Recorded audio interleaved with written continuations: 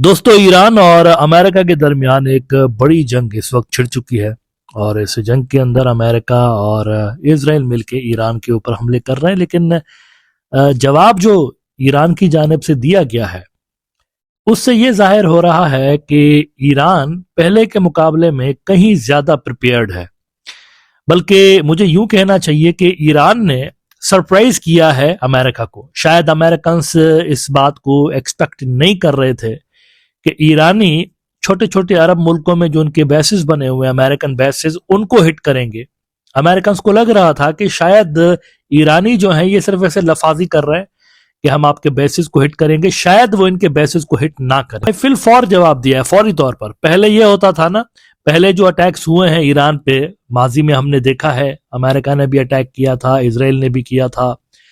तो ईरानियों ने जवाब देने में कई घंटे लगाए थे। कई घंटों के बाद ईरानियों ने जवाब दिया था। लेकिन इस मर्तबा जो ही अटैक हुआ है ईरान के ऊपर, फौरी तौर पर उसी वक्त ईरानियों ने भी जवाब दिया है। और ऐसा जवाब दिया है जो कि इससे पहले हमें देखने को नहीं मिला। उन्होंने अमेरिका के इस रीजन के अंदर मौजूद तमाम के तमाम जो बेसेस हैं इन मुल्कों में, छोटे छोटे अरब कंट्रीज में, उनको हिट किया है। इतलात आ रही हैं कि यूएई के अंदर जो बेसेस हैं अमेरिका के, उनको हिट किया गया है। बहरीन के अंदर ज्यादा हिट किया उन्होंने। बहरीन में जो नयल फैसिलिटीज हैं अमेरिका की, उनको हिट किया गया। कतर के अंदर, कुवैत के अंदर, और इसके अलावा इसराइल का उन्होंने कोई बड़ा शहर छोड़ा नहीं है। मुख्तलिफ मकामात पे बहुत ज्यादा उन्होंने हमले किए हैं, और जैसे कि मैंने कहा फौरी तौर पर किए। इब्राहिम जब्बारी जो कि पासदाराने इनकलाब के एक बड़े जनरल हैं, उन्होंने कहा है कि अभी तक जो अमेरिका ने देखा है ये तो हमारे यानी कि पुराने स्टॉक पाइल से हमने मिसाइल फायर किया है। और फिर उन्होंने अमेरिका से मुखातिब होते हुए कहा कि जल्द हम अपने ऐसे मिसाइल तुम्हें दिखाने वाले हैं, ऐसे हथियार दिखाने वाले हैं जो कि तुमने जिंदगी में कभी नहीं देखे होंगे। हमारे पास ऐसे वेपन्स पड़े हुए हैं जो कि हमने रिवील किए ही नहीं है।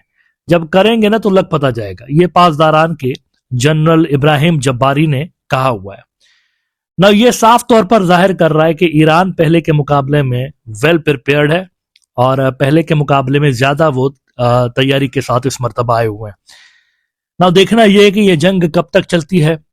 मिडिल ईस्ट के जो तमाम ममालिक हैं वो यकीनन कंसर्न है इस हवाले से।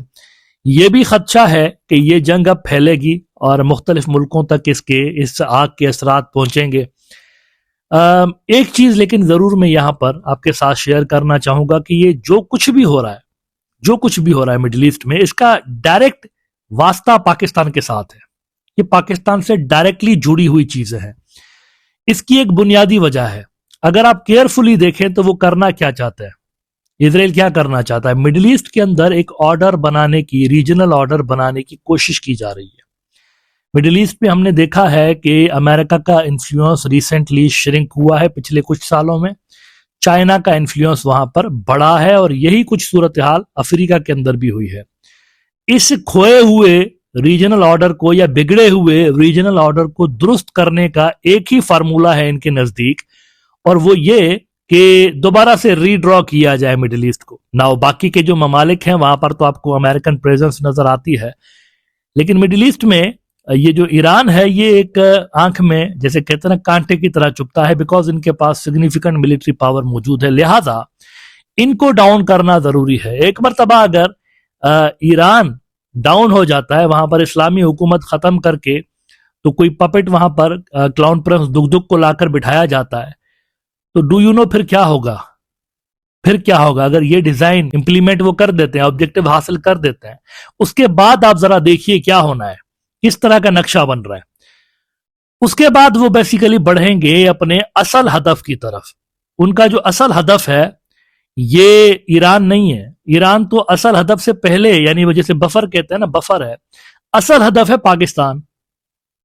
एक्चुअल जो हदफ है इसराइल का, दैट इज पाकिस्तान। लेकिन पाकिस्तान एक ऐसा मुल्क है जिससे वो डायरेक्टली इस वक्त नहीं लड़ सकते। कोई नहीं लड़ सकता इस तरह से डायरेक्टली। इंडिया जैसा मुल्क जो कि इसराइल से ज्यादा बजट रखता है, इसराइल से ज्यादा फौज रखता है, इसराइल से ज्यादा मिलिट्री एसेट्स रखता है, अगर उस मुल्क को ही पाकिस्तान ने, यानी वो एक मुहावरा देते हैं ना पाकिस्तान में, जूते के नोक पे रखा, तो गुज़िश्ता साल उन्होंने जूते की नोक पे रखा है इंडिया को। तो इसराइल तो उनके सामने एक छोटी सी चीज है। वो अगर अदू बदू लड़ते भी हैं तो भरकस निकाल देंगे इसराइलियों का। और न्यूक्लियर पावर इनके पास भी है। इस्लामी दुनिया में कोई मुल्क ऐसा नहीं जो कि न्यूक्लियर पावर्ड कंट्री हो, और ये वाहिद मुल्क है। तो न्यूक्लियर पावर्ड कंट्री के साथ दूबदू इस तरह से लड़ाई करना अपने एक तरह से शामत को दावत देना है। ये एक डरावना ख्वाब साबित हो सकता है किसी भी मुल्क के लिए।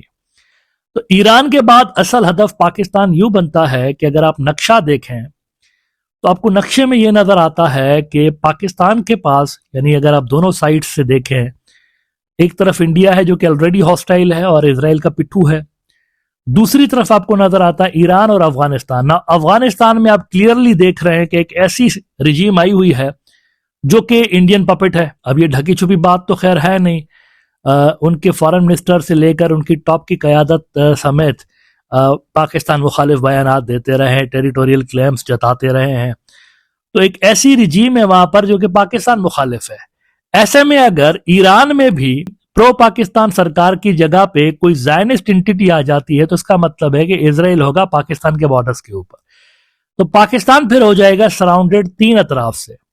उसके बाद फिर पाकिस्तान को दोनों साइड से, बल्कि तीनों साइड से इंगेज किया जाएगा। ईरान, अफगानिस्तान, पाकिस्तान की चैलेंजेस कई गुना मल्टीप्लाई हो जाएंगी, कई गुना बढ़ जाएंगी।